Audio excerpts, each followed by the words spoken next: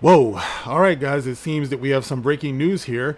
Our president, Joe Biden, has announced that he will not be seeking re-election. He is stepping out of the race. And we're going to talk about this, guys. This is the gospel according to Mark with a C. He is I and I am he. Just taking some time to tell you exactly what's on my mind. Thank you for joining me once again, my friends. I hope all is well with you.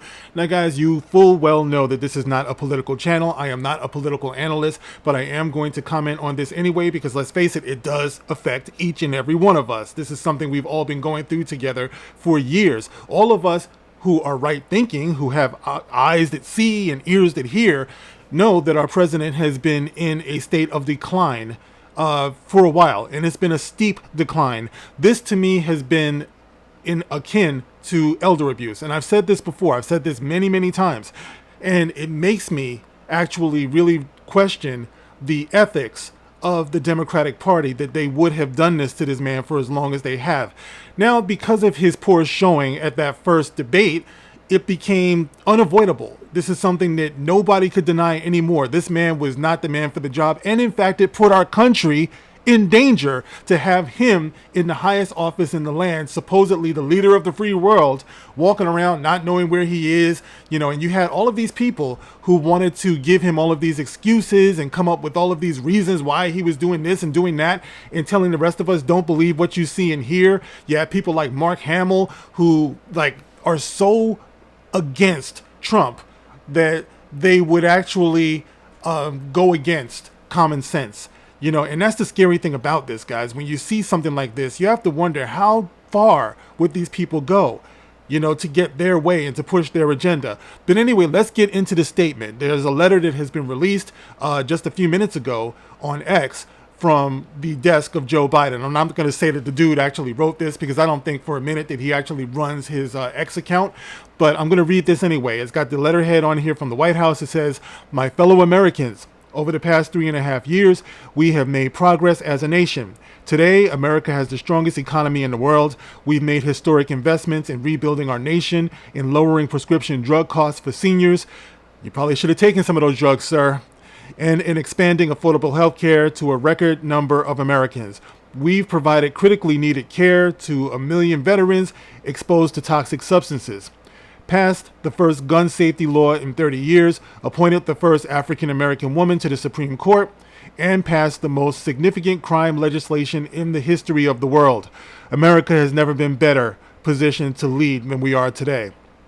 I know none of this could have been done without you, the American people. Together, we overcame a once-in-a-century pandemic and the worst economic crisis since the Great Depression.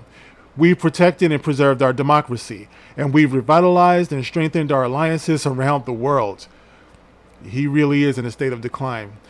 "It has been the greatest honor of my life to serve as your president, and while it has been my intention to seek re-election, I believe it is in the best interest of my party and the country for me to stand down and to focus solely on fulfilling my duties as president for the remainder of my term.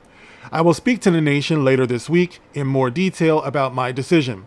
For now, let me express my deepest gratitude to those who have worked so hard to see me reelected. I want to thank Vice President Kamala Harris for being an extraordinary partner in all this work. And let me express my heartfelt appreciation to the American people for the faith and trust you have placed in me. I believe today what I have always believed, that there's nothing America can't do when we do it together. We just have to remember we are the United States of America." Signed, Joe Biden. Okay, so you talk about all of the people, who I guess believed in you and supported you and everything, Joe. Unfortunately, there's this concept called dignity, and I don't believe that Joe Biden was afforded that dignity. I mean, that's the statement, guys, by the way. That's the end of the statement that he has released. I'm sure we're going to hear more about this. It's going to be all over the news, all of the political pundits, which I am not, but all of the political pundits are going to be putting their spin on it. They're going to be speculating about who's going to be the next up. I've heard Hillary Clinton's name being tossed around, to which I can say, just hand it over to President Trump. Nobody wants to see that. You know what I mean? Nobody trusts Hillary Clinton, but I guess we'll see. All right. But the point that I was making about dignity, this is something that has disgusted me more than anything almost that I've seen politically in my life, where they would put this man up there who is suffering, who's struggling, who's tired, who's in decline, and do what they did, to prop him up in front of the world from one embarrassing situation to the next. If that debate hadn't happened, we would still be going forward with this farce. So the debate happened in the way it did was actually a blessing. It was a blessing to us, and believe it or not, I'm talking about the American people. It was a blessing to the world, and it was a blessing ultimately to that man, to Joe Biden. You know something? I am decades younger than Joe Biden, and I'm planning and looking forward to my retirement. I deserve it. After working as hard as I have my entire life, I want to do the things that I want to do while I still have energy to do it, while I still have the spirit and the vitality to do it. Why wouldn't you afford this man that thing? It's disgusting to me. That's my opinion, what they've done. So yeah, I'm applauding this. It damn sure took long enough, for this to happen. I know the man probably wanted to go on, but that's what happens. When people are old and everything, they don't want to. And I don't blame them. It's a scary thing. You don't want to say that you can't do it anymore. You don't want to give up your driver's license. If you're Harrison Ford, you don't want to stop flying, airplanes, things like that. But I'm just saying this is something that had to happen. So the story is unfolding. I guess we'll be hearing more details about this as we go forward, obviously.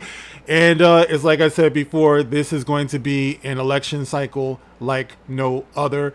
Stay tuned, guys. And no matter what you do, don't give in to fear. Don't give in to all of the propaganda and all of the speculation and all of that stuff that's going to be going on and everything. Keep your eyes open, and we'll see where all of this turns out. Anyway, there it is. For what it's worth, Joe Biden, happy trails to you, sir. This is the gospel according to Mark with a C. Rock on.